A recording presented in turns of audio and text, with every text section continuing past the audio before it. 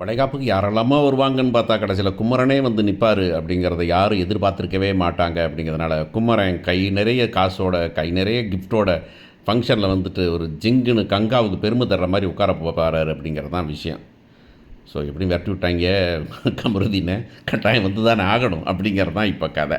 So வளைகாப்புக்காக வந்துட்டு போய் dress எடுக்க போகிறாங்க. ட்ரெஸ் எடுக்க போனால் திடீர்னு ராத்திரி 10 மணிக்கு மேலே போய் ட்ரெஸ் எடுக்கிறாங்க பார்க்குறோம். ட்ரெஸ் எடுக்கும் வந்துட்டு எல்லாத்தையும் கரெக்டாக பார்த்து எடுத்துக்கணும், எந்த விலையும் டிஃபரன்ஸ் வரக்கூடாது, அதை பார்த்துக்கணும், அக்கா தங்கச்சிக்குள்ளே சண்டை வந்துடக்கூடாது அப்படின்னு சொல்லும்போது நிஜமாகவே ரியாலிட்டியை காமிக்குது. இந்த அக்கா தங்கச்சிகள்கிட்ட போனாவே சேலையை பார்த்தாக்க வந்துட்டு தங்கச்சி எடுக்கிற சேலை தான் நல்லா இருக்கிற மாதிரியே அக்காவுக்கு தோணும், அக்கா எடுக்கிற சேலை தான் நல்லா இருக்கிற மாதிரி தங்கச்சிக்கு தோணும். இப்படி ஒரு சிலர் ஒன்றுமே இல்லை, இதாக எடுத்துப்பாங்க. ஒரு சிலர் பார்த்திங்கன்னா கரெக்டாக வந்துக்கிட்டு செலக்ட் பண்ணுற வரைக்கும் நான் தான் ஃபஸ்ட்டு செலக்ட் பண்ணுவாங்க. கடைசியாக செலக்ட் பண்ண ஒரு சேலையை பார்த்து அந்த சேலை தான் நல்லா இருக்கிற மாதிரி தோணுதே அப்படின்னு நினைப்பாங்க. அப்படிங்கிறது தான் இதில் புருஷங்களும் ஒரு சில நேரத்தில் சேர்ந்துக்குவாங்கிறதெல்லாம் நம்முடைய ப்ராக்டிக்கல் எக்ஸ்பீரியன்ஸ் அப்படிங்கிறது தான். ஸோ சேலையை வந்துட்டு எடுக்கிறது காசு விலையை வேறு பார்ப்பாங்க. விலையை 100 கம்மியாக இருந்தாலும் பெரிய கொடுமையாயிரும் அப்படிங்கிறது தான். ஸோ அதெல்லாம் கரெக்டாக சொல்கிறது நமக்கு பிடிச்சிருந்துச்சு ஆக்சுவலாக. அதாவது இந்த கதையில் வந்துட்டு நிறைய ட்விஸ்ட்டு டேர்னிங் இதெல்லாம் இல்லைனாலும் கூட நிறைய பேருக்கு இந்த சீரியலை பிடிக்கிறதுக்கு ஒரு காரணம் என்னன்னாக்கா, இந்த அன்பு அப்படிங்கிற ஒரு சமாச்சாரம், இந்த காதல் அப்படிங்கிற ஒரு சமாச்சாரம். அந்த காதலை வெளிப்படுத்தும் போது குடும்பத்தோடு சேர்ந்து இந்த மாதிரி வந்துக்கிட்டு திடீர்னு வா துணி எடுக்க போகலாம் அப்படின்னு சொல்கிறது, அந்த பிளான் பண்ணாமல் போகிறது பார்த்தீங்களா, அது ஒரு பெரிய சுகம். அப்படி போய் சேலை எடுக்கும்போது எல்லாத்தையும் எடுத்துடுறாங்க. எடுத்துகிட்டு கங்காவுக்கு எடுத்துடுறாங்க, அந்த பொண்ணுக்கு எடுத்துடுறாங்க. இப்போ எல்லோரும் இப்போ அந்த நர்மதாவுக்கு ட்ரெஸ் எடுக்கிறாங்க, சித்திக்கு ட்ரெஸ் எடுக்கிறாங்க. எடுத்துகிட்டு எல்லாத்தையும் கொண்டு வராங்க. கொண்டு வந்து வீட்டில் வந்து எல்லாத்தையும் காமிக்கிறாங்க. காமிச்சுன்னா என்னப்பா வளைகாப்புக்கு என்னடா அது, வளைகாப்புக்கு ஒரு சேலை இப்போ வந்து எடுத்துக்க வேண்டியிருக்குது, இதான் கல்யாணத்துக்கு எடுத்த சேலை போதும் தானே அப்படின்னா, கல்யாணமே பிடிக்காமல் பண்ண கல்யாணத்தை உங்களுக்கு தெரியாதா பாட்டி, இப்போ தான் விருப்பப்பட்டு வாங்கிட்டு இருக்கேன் அப்படின்னு சொல்கிறாங்க. உடனே வந்துட்டு என்னப்பா அப்படின்னு சித்தப்பா வராரு. என்னப்பா இப்படி செலவழிச்சிட்டு இருக்கிற, ஏப்பா ஏற்கனவே கம்பெனி லாஸில் போயிட்டுருக்குது, இதில் என்ன வேறு கம்பெனிக்கு வர வேணான்னு சொல்லிட்டேன். ஏற்கனவே செலவு தான் நமக்கு வந்து இந்த தடவை பார்த்தாங்க இந்த ப்ராஜெக்டில் காசே ப்ராஃபிட்டே நிற்காது, இதில் நீ வாட்டில் செலவழிச்சிக்கிட்டு இருக்கிற நீ.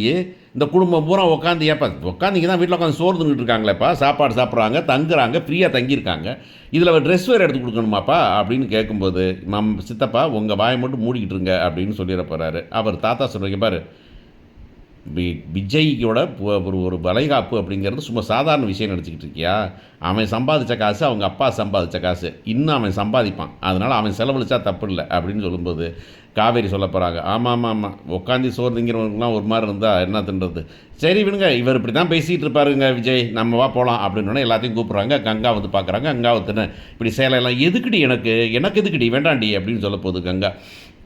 உடனே இல்லை சரி விடுமா அப்படின்னு சொல்லிட்டு எல்லாரும் ஞாபகப்படுத்த போகிறாங்க. குமரன் வந்துடுவாம்மா, அவரே இல்லாதப்ப நான் என்ன பண்ணுறது, குமரன் மாமா வந்துடுவார், நீ ஒன்றும் கவலைப்படாதக்கா அப்படின்னு சொல்ல போகிறாங்க. இந்த வளைகாப்பில் வந்துக்கிட்டு என்னமாவது வம்புழுக்கலாம் அப்படின்னு வந்துட்டு இப்போ நம்ம அன்பு பிளான் பண்ணுறதுக்கு சான்ஸ் உண்டு அப்படின்னு தோணுது.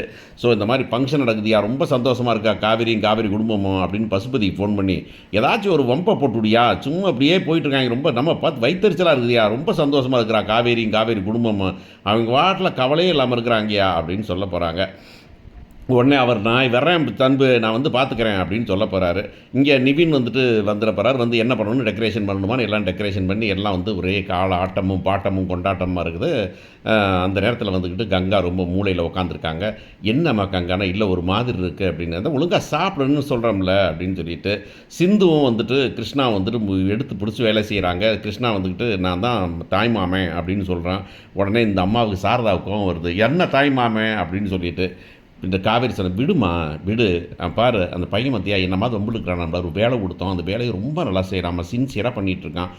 அதாவது வந்துட்டு நாங்கள் வந்து கம்பெனியில் வந்துட்டு நம்ம பாதி வேலை வந்து விஜய் குறைஞ்ச மாதிரி அந்த வேலையை பார்த்துட்டு இருக்காமா, நல்ல பையனாக இருக்கான், உன்னை ஒன்றும் வம்புழுக்கலை, பணம் கேட்கல, காசு கேட்கலாமா, அவன் வேலை பார்த்து சம்பாதிக்கிறதுக்கு வழி வச்சுன்னு கம்முன்னு இருக்கான், அதனால் நீ பேசாமல் வருமா, நீ அவன் பாட்டை செஞ்சுட்டு போகிறான், விடு, அப்பா இருந்தால் சொல்லியிருப்பார்ல அப்படின்னு சொல்லிட்டு கடைசியில் வந்து எல்லோரும் ஒன்று சேர்ந்து இதில் வந்துட்டு சாரதாவும் நம்ம மலரும் ஒரே மாதிரி சேலையை வேறு கட்ட போகிறாங்க.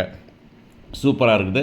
அப்போ கங்காவை ஏமா நீ வந்துட்டு இப்படி உட்காந்துருக்க மூளையில் அப்படின்னாக்கா, இல்லை எனக்கு முடியல, எனக்கு கஷ்டமாக இருக்குது அப்படின்னா, எல்லோரும் பாருங்கள் நிவின் வீட்டுக்காரமாக நிற்கிறாங்க, இவர் காவேரி வீட்டுக்கார் பார்த்துக்கிறாரு பாருங்கள், சித்தப்பா சித்தி கூட அவங்க பாட்டில் இருக்கிறாங்க, நான் மட்டும் வந்து இப்படி இருக்கிறது எப்படிம்மா, எனக்கு ரொம்ப கஷ்டமாக இருக்குதும்மா, எனக்கு வேணாம்மா அப்படின்னு சொன்னாக்கா, இல்லை வா அப்படின்னு சொல்ல போகிறாங்க. இல்லை முடியாதுன்னு சொல்ல போகிறாங்க. அப்போ வந்துட்டு நிவின் வரப்போகிறார். வந்து வாங்க போகலாம் அப்படின்னு கூப்பிட்டா, இல்லை வாங்க உங்களுக்கு ஒரு விஷயம் காமிக்கணும் வாங்க அப்படின்னு சொல்லி கூப்பிட்டு போகிறாங்க. கூப்பிட்டு போய் வெளியே பார்த்தாக்கா சூட்கேஸும் கையுமா குமரன் வந்து நிற்கிறாரு. இந்த அம்மாவுக்கு ரொம்ப சந்தோஷமாயிருது கங்காவுக்கு.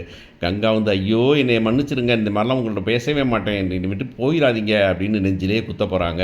உடனே நான் கவலைப்படாத, இனிமேல் உன்னை விட்டுட்டு எங்கேயும் போக மாட்டேன், பார்வதியெலாம் அங்கேயே விட்டுட்டு வந்துட்டேன் அப்படின்னு சொல்லுவாரா இருக்கும் நம்ம குமரன் அப்படின்னு நினைக்கிறேன் நான். ஸோ இப்போ வந்துட்டு குமரன் வர்றதான் இதில் வந்து பல பேருக்கு வந்து குமரனை வந்துட்டு இப்போ பிக் பாஸில் பார்த்துட்டு ஒரு ஒரு சில விஷயங்கள் வந்துட்டு பிடிக்காம அவரை வந்துட்டு இப்போ நான் பிக் பாஸ் பார்க்கலங்க, சாரி, நான் அந்த தடவை பார்க்குறதுலேன்னு முடிவு பண்ணி நான் பார்க்கல. நான் முன்னமனாச்சு இங்கே ஒரு தடவை ஒழுங்காக பார்த்தேன், ஒரு தடவை பாதியாக பார்த்தேன், இந்த தடவை சுத்தமாக ஒரு எபிசோட் கூட பார்க்கல அப்படிங்கிறது தான் முக்கியமான விஷயமே. ஸோ அதனால் நிறைய பேர் வந்து அவர் மேலே கொஞ்சம் கோபத்தில் இருக்காங்கன்னு தெரியும். இருந்தாலும் வந்துட்டு ஓகே, ப்ரொஃபஷனலாக நடிகராக ரொம்ப நல்லா பண்ணிக்கிட்டு இருந்தார், அப்புறம் போய் பேரை கெடுத்துருக்க வேண்டாம் அப்படின்னு நம்ம சொன்னாலும் கூட சரி, அது அவங்க வாழ்க்கை, பெரியவங்க தானே, சின்ன பசங்க இல்லை, அவங்க வருவாங்களா இருக்கும். ஸோ இங்கே வந்துட்டு குமரன் வந்தது வந்துட்டு பெரிய சந்தோஷம் ஆயிரப்போகுது. இப்போ வந்துட்டு அன்பு தான் ரொம்ப கடுப்பாக போகிறாரு. எல்லாரும் ஒன்று சேர்ந்துட்டாங்க, நம்ம என்ன பண்ணுறதுன்னு. இப்போ குமரன் வந்தோடனே வந்துட்டு எல்லாரும் கிளம்பி அந்த வீட்டுக்கு போயிட போகிறாங்களா, இல்லை இந்த வீட்டிலே கன்டினியூ பண்ண போகிறாங்களா, கன்டினியூ பண்ணுறதுக்கு என்ன சூழல் வரப்போகுது, குமரன் இதுக்கு மேலே என்ன பண்ண போகிறாரு அப்படிங்கிறதெல்லாம் பெரிய கொஷினாக இருந்தாலும், மகாநதி வந்துக்கிட்டு ஒரு மாதிரியாக நதி நீர் ஓட்டமாக ஓடிக்கிட்டு இருக்குது. ஆனால் இன்னும் கொஞ்சம் ட்விஸ்ட்டும் டேர்னிங்கும் வச்சாங்கன்னா கொஞ்சம் நல்லாயிருக்கும் அப்படின்னு தோணுது.